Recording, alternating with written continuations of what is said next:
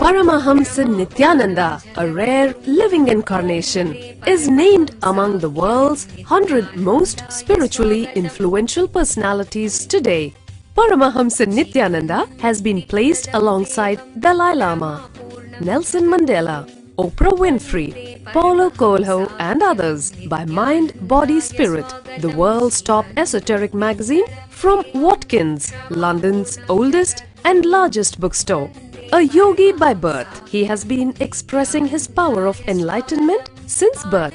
He has authored more than 500 books in Tamil and English. Translations of these books are available in 26 languages in Telugu, Kannada, Malayalam, Hindi, Sanskrit, Gujarati, Oriya, Bengali, Marathi, French, Malay, Polish, Portuguese, Italian, German, Danish, Spanish, Russian and Chinese. He is also an exemplary speaker with over 10,000 hours of profound life solutions through his discourses. Social services such as Annadan, free medical care, free educational services with ashrams, schools, temples, hospitals established in more than 140 places around the world, offering exceptional services. A powerful spiritual healer who has healed millions of people of diseases from migraine to cancer.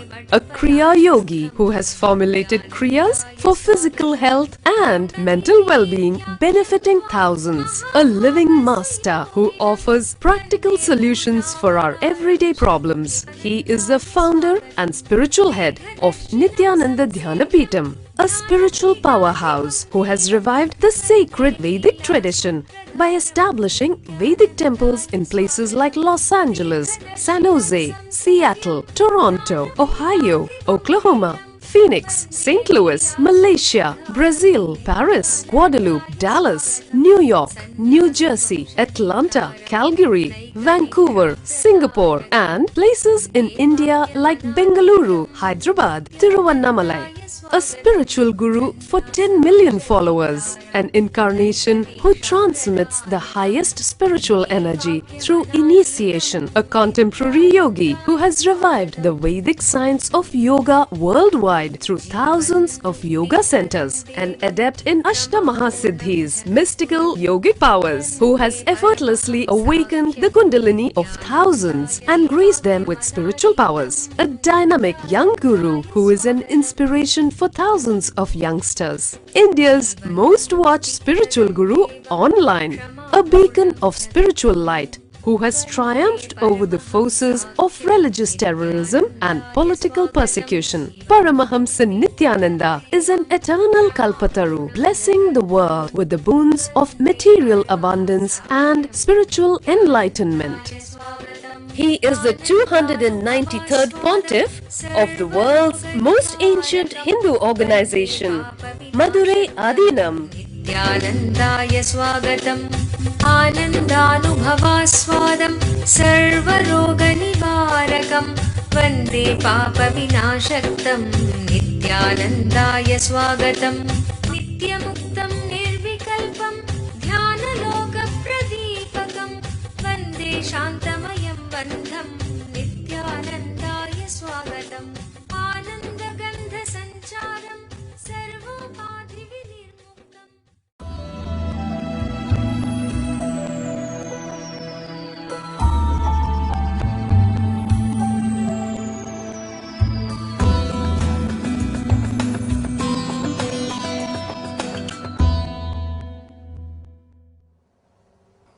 Today I will share a few words about the great truth, surrender. Such a vast subject, such a great truth. To tell you honestly, there is only one thing still I continue to learn.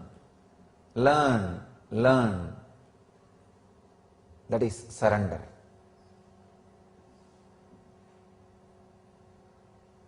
There is one thing in the cosmos which you can't say you finished learning. It is unending process. As I always say that enlightenment is final but not ultimate. Sorry, it's ultimate but not final. It's ultimate but not final, constantly happening. Surrender is ultimate but not final. When you surrender, the different qualities of the cosmos starts expressing in you. So after some time, if you think, you become very intelligent, you can analyze the cosmos and you start holding the intellect or your understanding about life or everything. If you just hold, then from that moment surrender stops. The expansion stops. Again, because you are stuck, sometime the cosmos will give you a strong blow again. When it gives a blow, when you don't have anything to look out, there is no solution in the outer world, then you look in again. Again, cosmos is sitting there, smiling. Come back. Welcome back. And you will see, you melt. The surrender starts happening again. And the highest possible intelligence and the different qualities of the cosmos starts happening again in you. And ultimate but not final, as I said. The ultimate again and again and again happens in the higher and higher dimensions. I tell you, this is the same story exactly gets repeated with masters. People come, surrender, they experience the beautiful, intense period of ecstasy and expansion. Suddenly, after a certain intellectual, emotional, being level expansion, unfortunately their intellect starts judging the very source to which they surrendered and the expansion happened. They start judging the master. And when they start judging means they are stuck with that expansion. Means the moment they lift their surrender, they hold the life, they remove the surrender, then the expansion, growth stops. They are just stuck. It's almost like having bridge which can be lifted to the other shore. First they make a bridge, that is what is surrender. Then from the master's side, so much of intelligence, energy, compassion, expansion, everything is sent to the disciple's side. When a disciple receives too much, suddenly his ego, it just starts judging the other side, the master's side.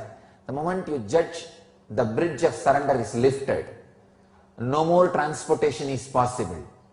No more receiving gifts is possible. You are stuck. But one nice thing with life is it forgives you. It waits for you. Even though you are stuck, when the sufferings happen in your life, understand, when you are stuck, whatever suffering is given to you is just a reminder. Suffering comes and you try to solve in all possible ways in the outer world, because the logic with which you judge the master is so strong, so arrogant. It tries to find its own solutions without bending, without resting, without putting the bridge again back. It just wants to say, no, I know, I'll handle, I'll do it. But cosmos is so compassionate, it gives you such a strong sufferings which can never be answered, solved by the outer solutions. Then no other way, with a lot of reluctance, slowly you lower the bridge again. The other side, he is just sitting with a smile and waiting for your bridge to land, and he says, okay, come on, let's start the work again. Where we left, 7th lesson, start the 8th. And again the energy, expansion, ecstasy, everything starts flowing towards the bridge, through the bridge towards you. And next level of happening starts happening. Unfortunately, sometimes the disciples' side, it takes even few janmas, few births to lower the bridge, to put the bridge again. And fortunate are those who is able to put the bridge back again within few days. Intelligent are those who can understand the arrogant and cunning games of the mind and put the bridge back again and restart, refresh, reconnect with the Master, with the cosmos, so that all that flow of intelligence, expansion, ecstasy, everything starts happening. The flow becomes alive again. I tell you, fortunate are those who come back, put the bridge again quickly and start the process. Unfortunate are those who may need to wait for births and births and births. And most unfortunate are those who will wait for births, and when they put the bridge again, the Master will not be sitting there with the body. He will be without the body. He will be in the form of the formlessness, the cosmos. Then the process and the work, whole thing becomes too difficult. The difficulty becomes more. It's like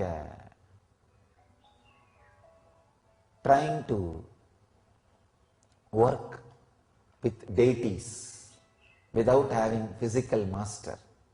It's possible, but needs so much of intensity, takes so much of time, needs so much of tapas, means effort from your side. So naturally, the process is delayed and time is getting wasted. Again and again and again, the same cycle, same rut, people are stuck. I tell you, surrender is the one thing, even an incarnation goes on learning. There is no end. Nobody can say, I surrendered. No, I am surrendering. Because every moment, your logic grows. Your inner space expands. The possibility of ego and surrender is again presented in front of you. And again, you have to choose surrender. When you choose surrender, again one more step of expansion. A new logic is gifted to you. When that logic is gifted, when you look at the life with that logic, that energy, again the choice is given. Two roads, surrender, ego. Again you have to pick up the surrender. So every moment, again and again, you are given the choice. That is why I tell you, surrender is one thing.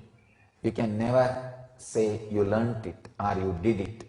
It has to be an happening, continuous happening. I tell you, the one lesson which even now, still now, I go on learning is surrender. So, I bless you all. Let all of us continue to learn this lesson. This is the one lesson no master can say, I learnt, I am here to teach. No. I have learnt the higher parts of it, so I can share whatever I learnt with you. So it is a constant learning process. It is the ultimate happening, which nobody can say, I learnt it. Please understand, whenever you learnt some process, you have become master of that process. Surrender is the only process. Nobody can become master of it. Only that process can continue to be master of it. You will be continuously learning. Please understand, Any process, if you have learnt it, you become better than, more than that process. But surrender is a process which you can't become master, or which you can't say you learnt it. It is learning, learning, learning. Only in surrender, the process is the master. Nobody else can be the master. Even the cosmos is lower than surrender, because even cosmos continues to expand, expand, expand, because it is surrendered to itself, its very core, life. Cosmos has surrendered to one of its greatest dimension, life. That is why constant expansion is happening even in the cosmos. The moment cosmos judges the happening of life, the surrender bridge is lifted and cosmos will start shrinking. The expansion will stop happening. That's what we call pralaya, demolition or destruction. Then again, even the cosmos learns the lesson. Oh, I missed it. Let's put the bridge back. When the bridge is put back with the life source, with the surrender, Hiranyagarbha, again the life starts happening. Expansion happens. I tell you,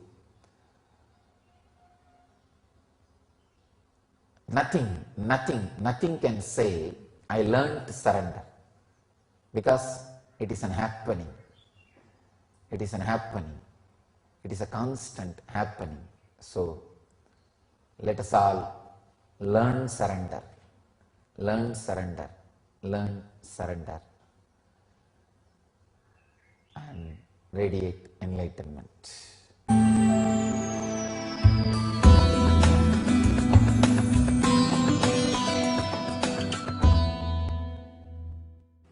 In the real surrender, you don't exclude anything, you include everything.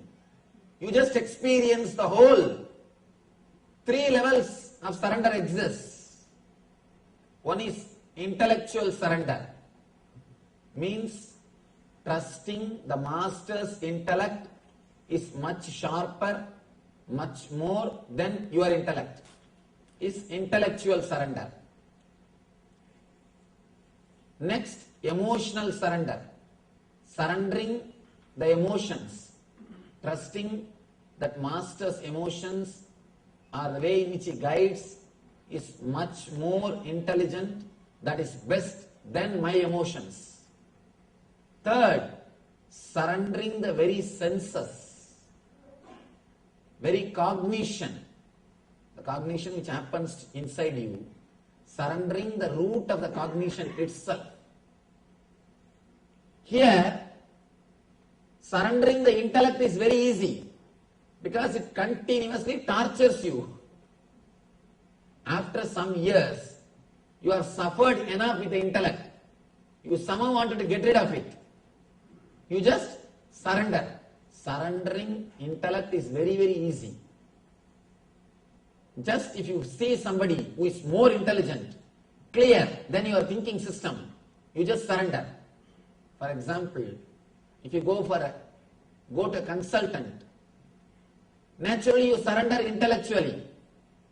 You surrender to his ideas. If you go to a lawyer, you surrender legally. You know in that field he is more sharp than you. So you surrender to lawyer in that field. When you go to some accountant, you surrender to him intellectually as far as the accounts concerned, because he knows much more than you in that field. Intellectual surrender is easy. Same way, if you see somebody who has got more knowledge in the spiritual field, intellectually, immediately your intellect surrenders. That's not a big thing. Surrendering intellectually happens very easily. Moreover, you just wanted to get rid of it. You are finding somebody, you are finding some dustbin where you can dump your intellect. So when you find somebody, you just relax from it. Next is emotional surrender. That happens when you feel deeply connected with the master. When you feel deeply connected with the master. when you start experiencing one or two things, little meditation, little bit of understanding, naturally the emotional surrender starts happening. You start respecting his emotions much more than your emotions. Master's emotions means whatever he tries to guide you, whatever way he wants you to live, you start giving importance to that more than what you think as life. Slowly, slowly, he becomes the center of your life. Almost like you start respecting him more than all other emotional attachments. The priority is slowly changing. You start thinking in your emotion, in your emotional level, Master comes as a number one priority. This is what I call emotional surrender. In the emotional level, you feel connected. Next, a deep level, of course, it's a spiritual technique. Because you all heard enough of these intellectual things, these 17 days, I think now you should understand the deeper levels of techniques. Surrender of senses means even your senses will listen to what he says. One disciple asked the Rishi, Vedic Rishi, why should I surrender? What is the need? Master asks, as far as you understand as you, how do you know you? He says, through my senses. According to your senses, who are you? I am this body and mind. Master says, according to your senses, you are body and mind. But according to me, you are God. Only when you surrender your senses, only when your senses starts listening to what I say, you will see the truth of what I am explaining. According to you, according to your senses, you are body and mind. But according to me, you are God. When you surrender your senses, when you believe me more than your senses, you will experience you are God. He says, the moment you believe me more than your senses, you will understand the meaning of Tattvamasi. Master again and again represents the ideal of you are God. Please understand, again I tell you, I am not here to prove I am God, I am here to prove you are God. Again and again, he stands for the ideal of you are infinite. There are so many dimensions in your being which you have not explored, which you have not experienced. Again and again, he is showing so many dimensions of your being to yourself. He is showing so many dimensions of your being to yourself. Master stands for your multidimensional being. He again and again shows it is possible for you. When it is possible for me, why not for you? But as long as you believe your senses, you will be sure that you are body or mind. Only when you trust Master more than your senses, you will understand Master's words are true than your senses. Then you will experience the truth of Master's words. Then when Master says you are God, suddenly you will realize, yes, that is truth. All these days, my body and mind, my senses are telling, I am body and mind.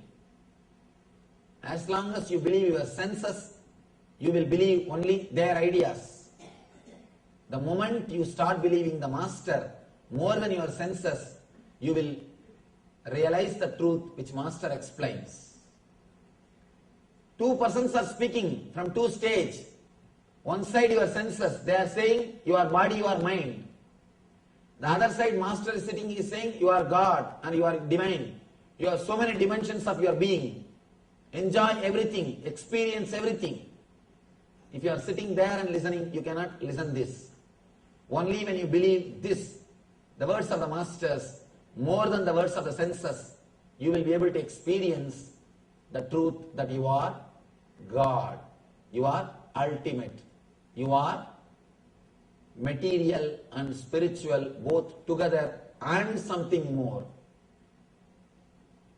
Let me tell you a small incident in Krishna's life. After the Gita, Krishna and Arjuna, both of them are going somewhere. After the war, everything is over. Maybe for a picnic, outing. Suddenly Krishna says, Arjuna, see that white color crows. Arjuna says, yes, beautiful white crows. After 2 minutes, Krishna says, no, they are black crows only. Arjuna says, yes, Krishna, they are black crows only. Suddenly Krishna asks, fool, what happened to you? When I say white, you say white. When I say black, you say black. What happened to you? What happened to your senses? Arjuna says, Krishna, I do not know what happened to my senses. But one thing is sure, when you said it is white, I saw them as white. When you said they are black, I saw them as black. I do not know what happened to my senses. I do not know what happened to me. One thing is sure, the crow is not going to give me life. You are my life. I do not know logically whether the crow is white or black. But I saw as you directed. When you said it is white, I saw it as white. When you said it is black, I saw that as black. In the inner world, the first and last tool which you need is complete surrender. Complete surrender. Only then you can wake up to the truth.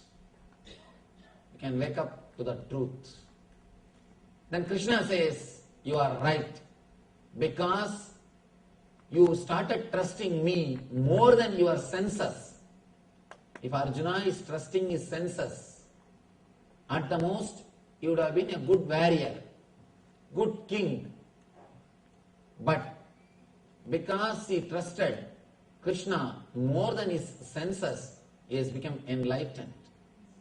Here Krishna says, only when you understand all three levels of surrender, surrendering in the level of intellect, surrendering in the level of emotions, surrendering in the level of senses, only when you experience all three, the ultimate experience of surrender happens to you. I tell you, the very surrender itself is enlightenment. Don't think after surrender enlightenment will be issued to you. No. Don't think you will surrender, then you will get a paycheck through courier. Enlightened. You are enlightened. No. The very surrender, that very moment you experience the truth.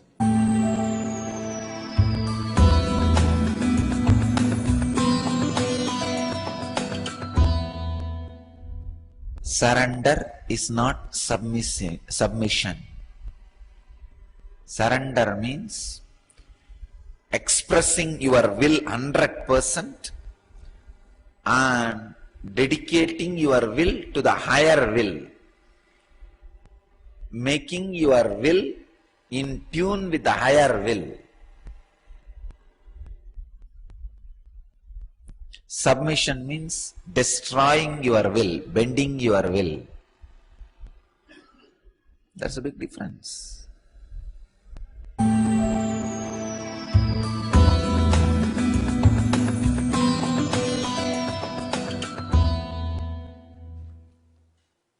Let me enter into the sutras.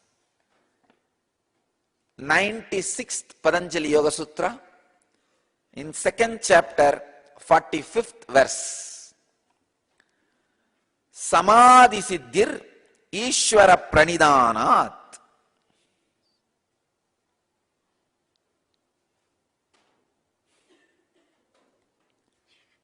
Let me translate this sutra. Samadhi siddhir Ishvara pranidhanat.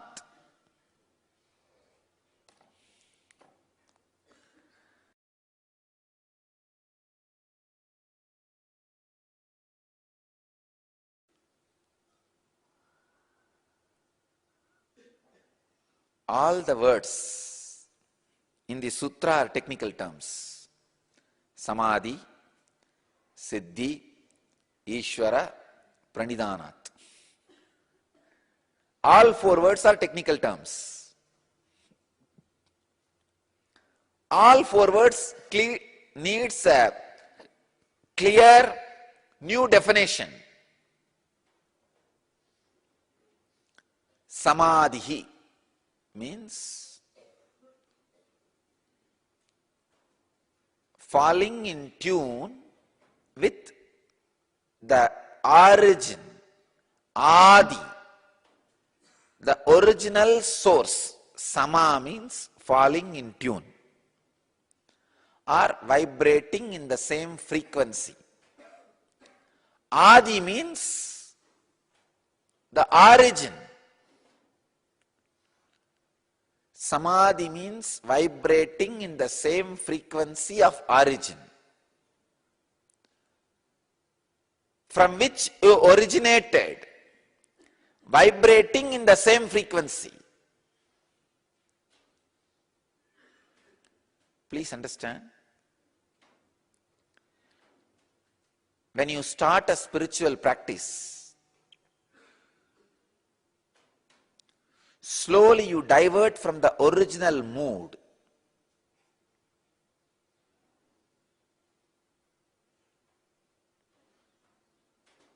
I've seen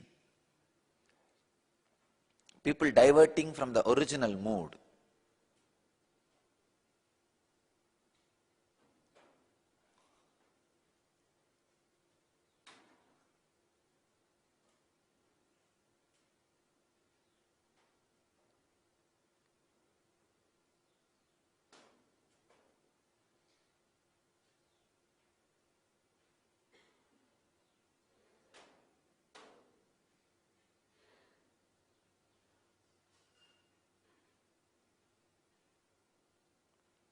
When they start, the inspiration they have, the energy they have, and how they divert.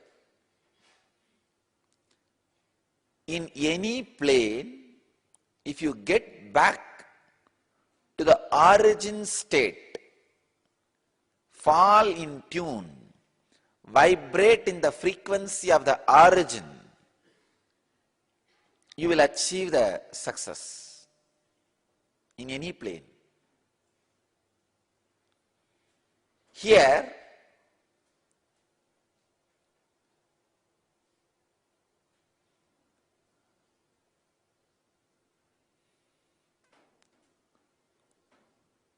originally, you are the leader. It is you who decided to play the game of life by expanding yourself, getting back to that original leadership quality, the original state of leader is what I call Samadhi. Please understand. I am translating the Samadhi word with the clarity and understanding of active spiritualism. I am not translating that word Samadhi lying down in some cave somewhere. No. Now I am introducing a new spirituality to the world, active spiritualism. Spirituality which makes you alive. So that is the reason I am translating this Samadhi word with a proper understanding, getting back to your original leadership quality.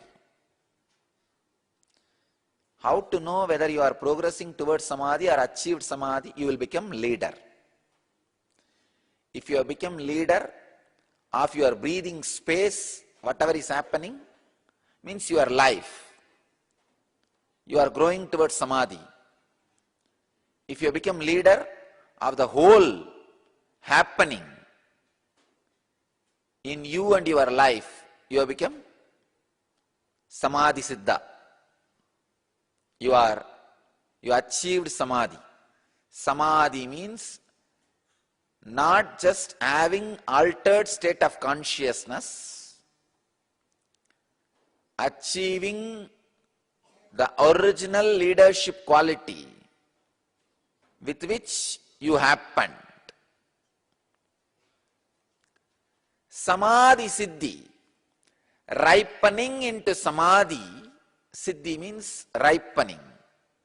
That's the way I want to translate that word siddhi. Ripening, imbibing, achieving. All these can be the different words. Ripening is the best word I'll choose. Ripening of samadhi in you or you in samadhi. Usually, ripening of you in samadhi only happens, not samadhi in you. Because samadhi is bigger than you. You are not bigger than samadhi. You cannot have samadhi. Samadhi only can have you. You cannot possess samadhi. Samadhi only can possess you. Forget about samadhi. An ordinary simple kundalini awakening you can't possess. That only possesses you. That only shakes your body. You can't shake kundalini as you want. So how can you possess samadhi? No. Samadhi only can possess you. Samadhi can only possess you. You can only ripen in samadhi. Samadhi cannot ripen in you. Siddhihi means ripening.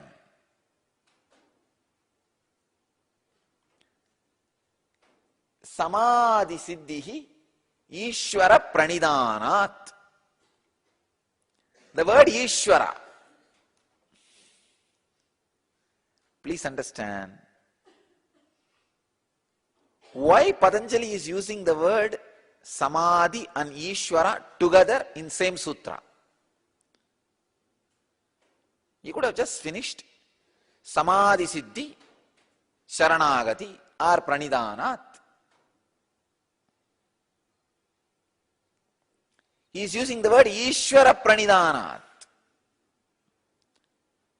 Ishvara means the ultimate experience expressing in the plane you can relate.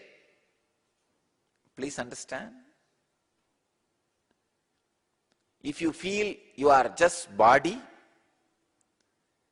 the energized deity which responds to you in your plane is Ishvara. If you feel you are just a mind, the sacred scriptures which puts you in tune with samadhi is Ishvara. If you feel you are little more than mind, incarnation who is in the body, who can just put you in samadhi is Ishvara for you. Understand?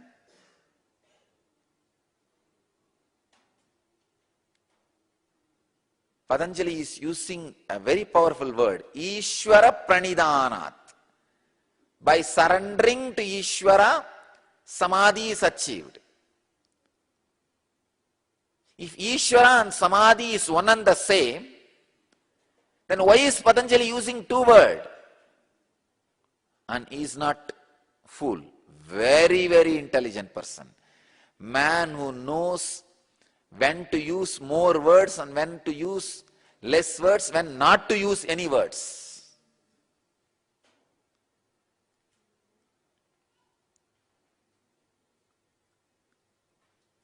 I have not seen more intelligent person than Patanjali, especially when using words concerned. When it is a question of using words, nothing like Patanjali. Buddha went on for 40 years, so he lost sensitivity for words.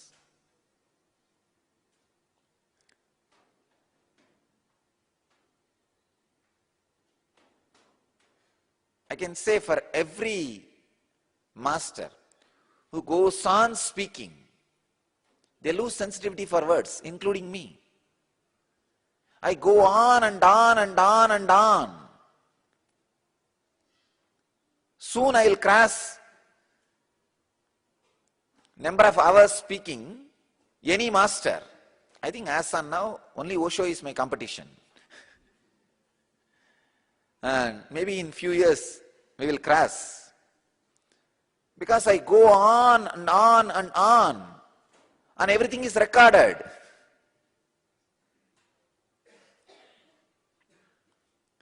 By continuously speaking, sometimes we lose sensitivity for words. But Patanjali is a guy. After all, he is a grammarian who knows how to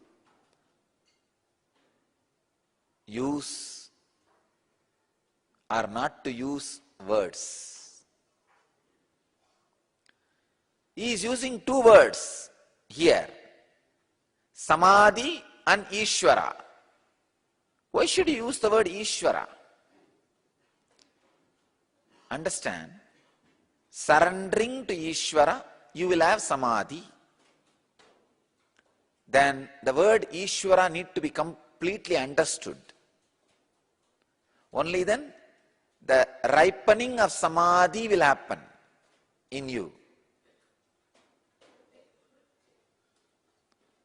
Or you can ripen in Samadhi.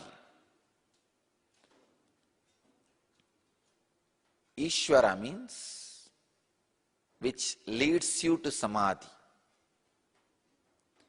If you are in the very grass plain, most of the time you are in the idea or feeling connected only to your body. Then the energized deity is Ishvara for you. Spend all your time worshipping, taking care of the deity, so that the idea that I am the body slowly moves out. Very beautifully, Ramana Maharshi answers this doubt. Somebody asked him, what is this? How can worshipping a stone, statue, metal can lead to Samadhi? He says, it is much better than constantly worshipping your body.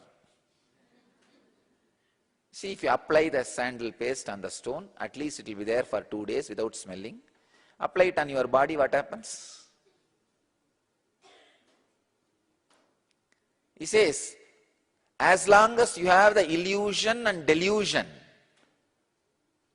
that you are the physical body, better to have the ultimate state of consciousness also identified to a physical statue, so that your identification starts reducing.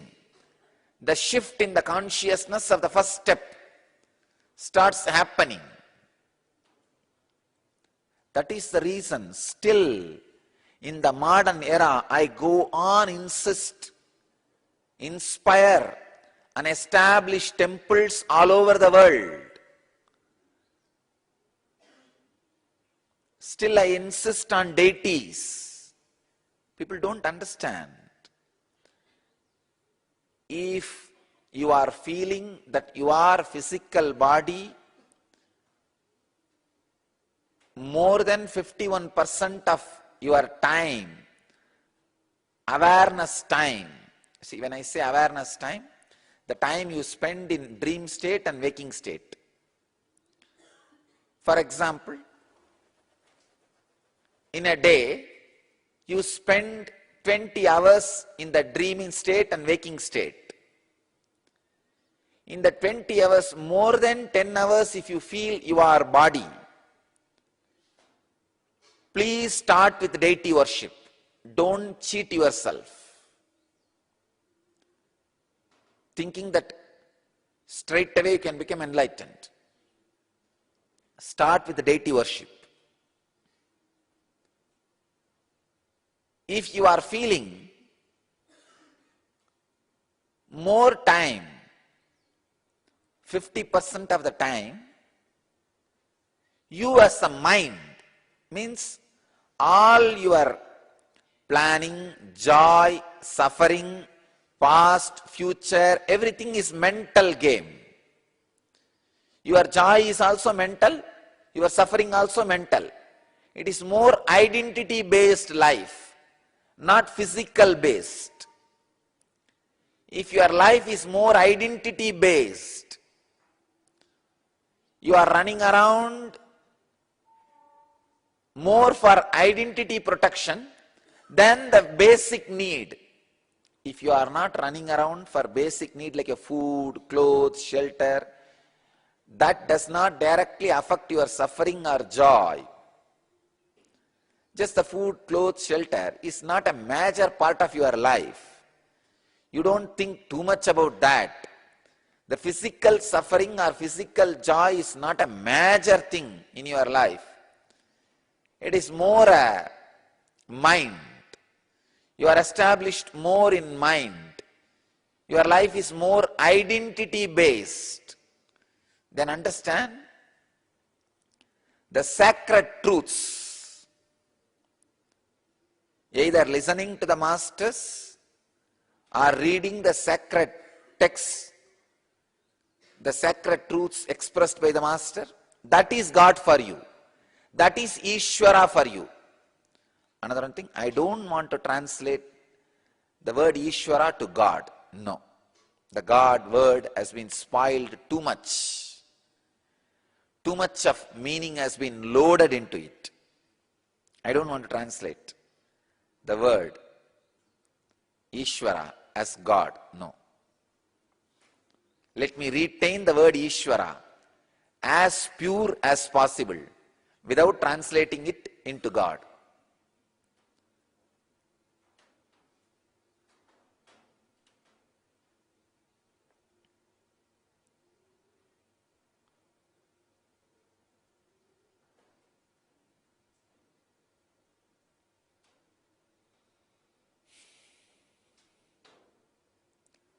If your whole identity is based on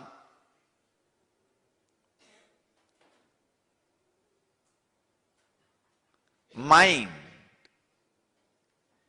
if your joy, suffering, existence, everything was on mind, then sacred truths, listening from the master or reading of the master's words becomes God to you. That is, becomes Ishvara to you. That is why J. Krishnamurti says, listening is God. Because all his disciples are mind-based, the identity-based. They are not locked in the body. If you are locked in the body, you can't understand J. Krishnamurti, I tell you. If you are able to understand J. Krishnamurti, you are already in the plane of the mind. For them, listening is God. Listening is Ishvara. Shravana is Ishvara. Please understand. If you are established in the physical system, physical body, then Vigraha is Ishvara. Deity is God. Surrender to deity. Worship, decorate, play around, live. That is why all the people who are connected to the ISKCON, they created thousands of temples around the world. Because people of physical nature, I am revealing some of the important secrets of all religious and spiritual movements. And I am revealing some of the important secrets to find out which technique will work for you.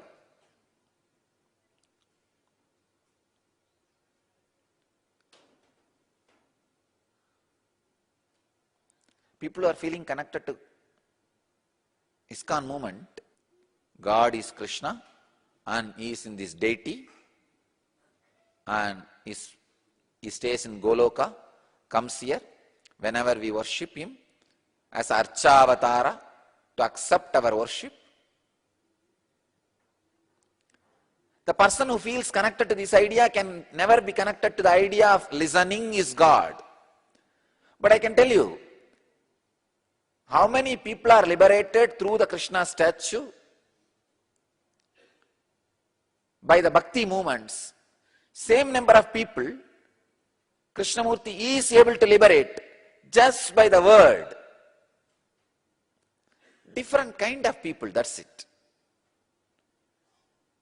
J. Krishnamurti is also right. The bhakti movements are also right. Each one of them cater to the different mental setup, different kind of persons.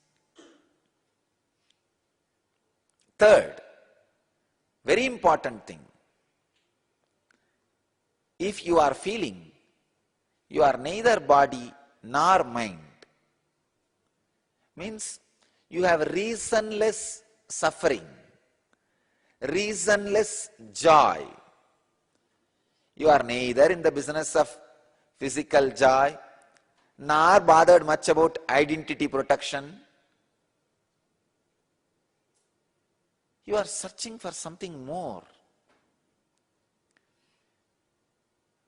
Being level personalities means if you had even one glimpse of Kundalini awakening, levitation experience, or one glimpse of spiritual truth, you are a being level person. For you, incarnation, who is vibrating in the same space of samadhi, is God. Then forget about the statues and deities, forget about the scriptures and listening. Incarnation, master, is God.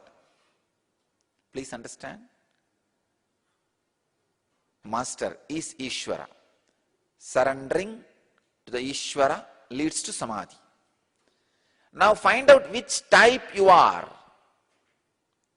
If you are the type of more than 51% of your waking time, you are spending feeling your body, then deity is path for you.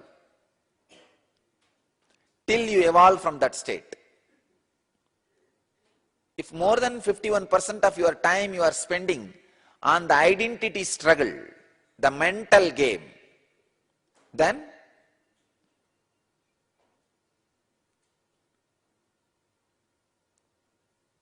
listening, imbibing the great truths, or reading, internalizing is Ishvara for you.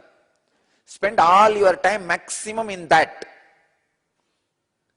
Those truths will again and again make you fall in tune with the Samadhi state. If you are the being level person, neither you are spending your time in feeling your body, nor you are spending your time feeling your identity or mind. You are just feeling something more. Then Master, who happened in the planet Earth in physical form, is God for you. Just drop everything, be at his feet, he will lead you to Samadhi. Now the fourth word, Pranidhanat, the word surrender, need to be translated. Again, the surrender word is much misunderstood in the West. Like a becoming slave. I say no. Pranidhanat is not becoming slave. Rising to that frequency is what I wanted to translate. The word Pranidhanat. I want to translate that word Pranidhanat as falling in tune or feeling connection. Please understand. When you start feeling connection, falling in tune, you attract that vibration to your vibration. I have really seen in my own life, when some devotees bring something with lot of love, it will be very small thing. Somehow even I cannot resist myself. I will just pick it up and put it in my mouth. Small sweet or some piece of cloth. I will just take it and put it on my body. It will be there on my body for continuously many days.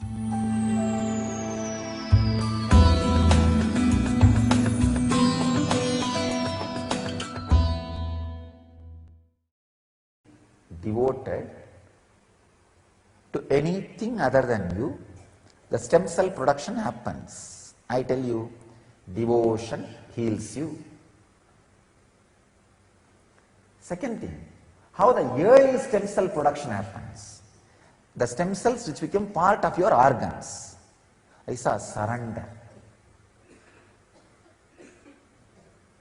Surrender is nothing but the devotion which became part of your biomemory. The stabilized devotion is surrender.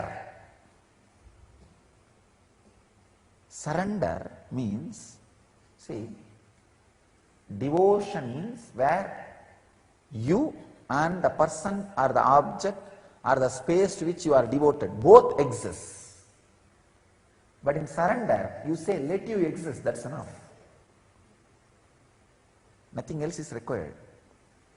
I am so happy to dissolve in you. Just be lost in the sweetness which happens in my mouth when I remember you. I am ready to lose myself in that sweetness, in that joy, in that taste. Surrender makes early stem cells which becomes part of your organs. I can tell you, it may take only few months, I feel, because the stem cell research, these kind of researches are too high, so they cannot be influenced by Vaishyas and Kshatriyas. Pure Brahmanas are needed, means the pure R&D people who can't compromise, who won't compromise. I tell you, this research will land within few months into the Vedic consciousness, and devotion and surrender, these two will be declared as one of the major pill for stem cell healing, and very soon every medical shop will start promoting these two concepts.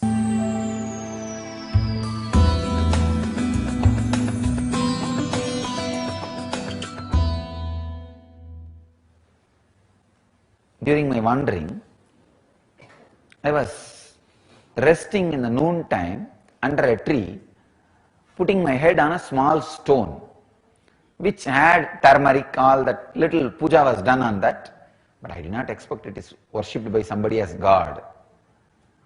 I thought maybe in village every stone, every tree is worshipped. In India, that's why when British put the milestones, first it was all painted in yellow. Suddenly they saw in 1 week all milestones have a fully dressed, decked with flowers, and people have started worshipping and everything has become temple. So they have to change the color. Now British had really tough time stopping the villagers worshipping the milestones, and it is perfectly shaped like a Shivalinga.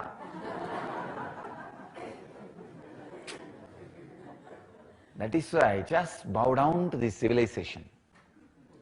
How many thousands of mistakes this civilization may have, how much backward it may be, but just worshipping everything, whether it is a stone or a tree, the ability to worship everything. It's not a joke, understand? The ability to bow down to everything, the ability to surrender to everything, the ability to trust everything. One of the greatest gifts from the Ganges civilization to the whole cosmos is the ability to surrender, the ability to worship, the ability to trust, ability to dissolve. This is the greatest gift from the Ganges civilization.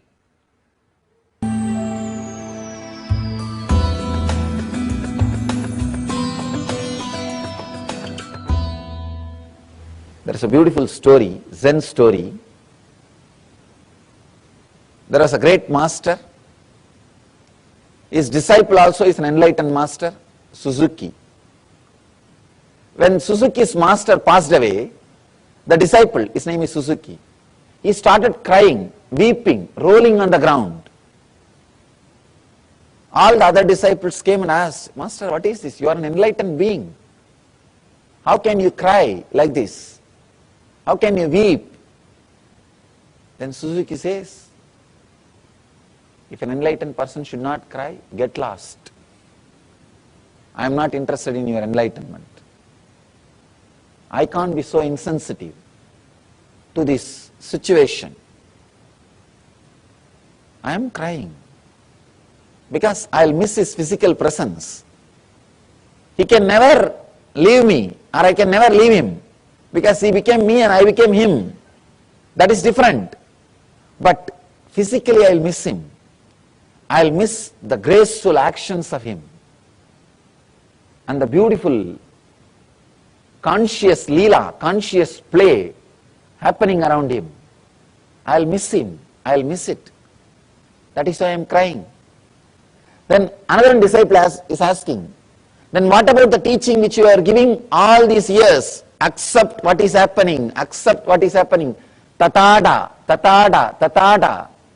What has happened to the teaching? Have you taught this to us without you experiencing? Please understand, very beautiful truth. Just understanding can give you a very strong click. The Suzuki's reply. The disciple is asking, then have you taught this tatada, accepting what is without you experiencing? Suzuki beautifully explains, there are two levels of acceptance. One, accepting whatever is outside, the situation. Accepting the situation. Surrendering to this moment. Surrendering to tathata, what is. Surrendering to the now.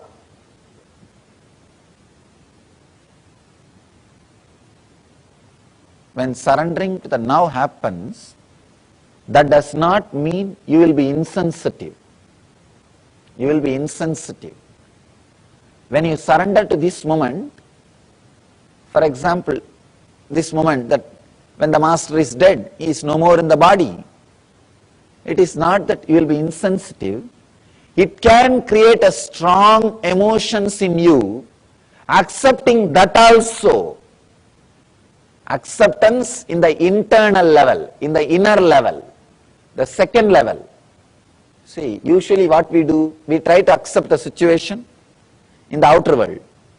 Then immediately we have a scale. If I accept, I should be behaving like this in the inner world. You don't have acceptance in the inner world. You have a scale. If I accept this situation, I should be peaceful, collective, calm, restful. You have a scale about the inner world. You accepted the outer world, means you are very moral, conscience based, but not conscious based. There is a big difference between just accepting the outer world happening and accepting the outer and inner world happenings. Here, Suzuki is throwing a light, new light on tathata, acceptance. He says, Ishvara Pranidhanani. Let us surrender everything unto the God. It is one spiritual quality.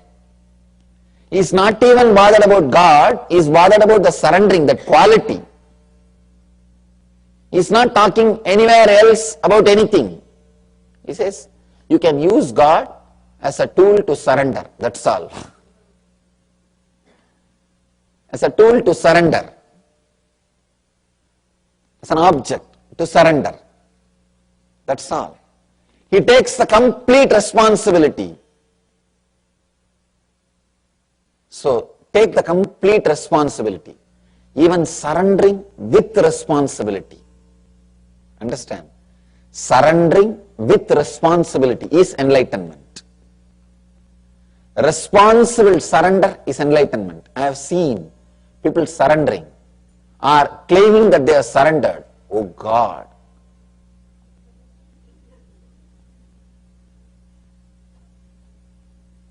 Even if you are caught by your enemies, you will not be tortured that much by the pseudo-surrendering people. By this pseudo-surrendering people. They will claim that they are surrendered, and whatever right happens is their responsibility because of them. Whatever wrong happens, it is because of you. And they will not do anything more than saying word, I have surrendered, I have surrendered, I have surrendered. Many people come and tell me, Swamiji, what should I do further? I tell them, what do you mean? No, whatever you say, I will do. The moment I tell something, no, I have this difficulty, that problem, this problem. Then I tell them, then tell all your conditions first. Then I will tell you the solution. They say, no, whatever you do, I will do. Whatever you say, I will do. The moment I open my mouth, they will have 1001 condition, 1001 priorities, 1001 preferences, 1001 conditions. So, Patanjali says very beautifully, take the responsibility completely on your shoulder. A responsible person, even if he surrenders, it will be so graceful, so beautiful. Welcome to Inner Awakening, the most powerful personal transformation retreat you could ever experience. In just 21 days, thousands are already experiencing the shortest route to constantly high energy levels, visible anti-aging, healing of chronic diseases, fulfilling relationships, and higher states of consciousness. What is the secret behind this transformation?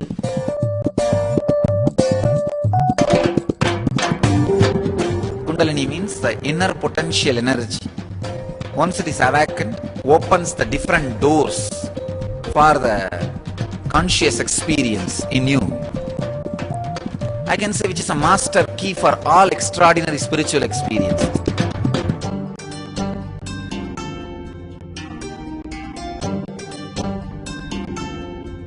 This extraordinary program is conducted personally by Paramahamsa Nithyananda in the vibrant atmosphere of Nithyananda Dhyanapitham Ashram.